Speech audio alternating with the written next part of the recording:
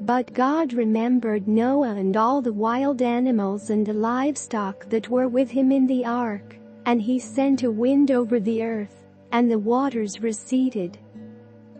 Now the springs of the deep and the floodgates of the heavens had been closed, and the rain had stopped falling from the sky. The water receded steadily from the earth. At the end of the 150 days the water had gone down. And on the 17th day of the 7th month the ark came to rest on the mountains of Ararat. The waters continued to recede until the 10th month, and on the first day of the 10th month the tops of the mountains became visible. After 40 days Noah opened a window he had made in the ark, and sent out a raven, and it kept flying back and forth until the water had dried up from the earth. Then he sent out a dove to see if the water had receded from the surface of the ground. But the dove could find nowhere to perch because there was water over all the surface of the earth, so it returned to Noah in the ark. He reached out his hand and took the dove and brought it back to himself in the ark. He waited 7 more days and again sent out the dove from the ark. When the dove returned to him in the evening, there in its beak was a freshly plucked olive leaf.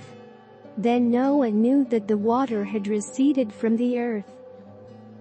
He waited 7 more days and sent the dove out again, but this time it did not return to him. By the first day of the 1st month of Noah's 601st year, the water had dried up from the earth. Noah then removed the covering from the ark, and saw that the surface of the ground was dry.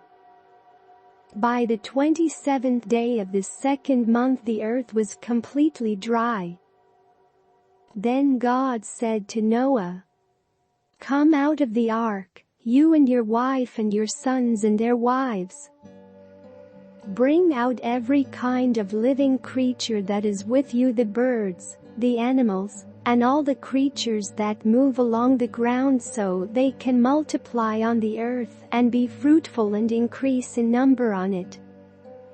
So Noah came out, together with his sons and his wife and his sons' wives.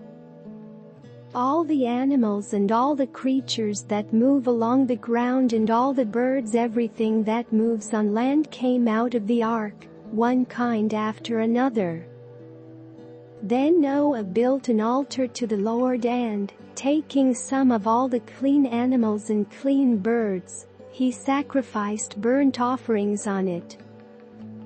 The Lord smelled a pleasing aroma and said in his heart, "Never again will I curse the ground because of humans, even though every inclination of the human heart is evil from childhood. And never again will I destroy all living creatures, as I have done. As long as the earth endures, seedtime and harvest, cold and heat, summer and winter, day and night will never cease.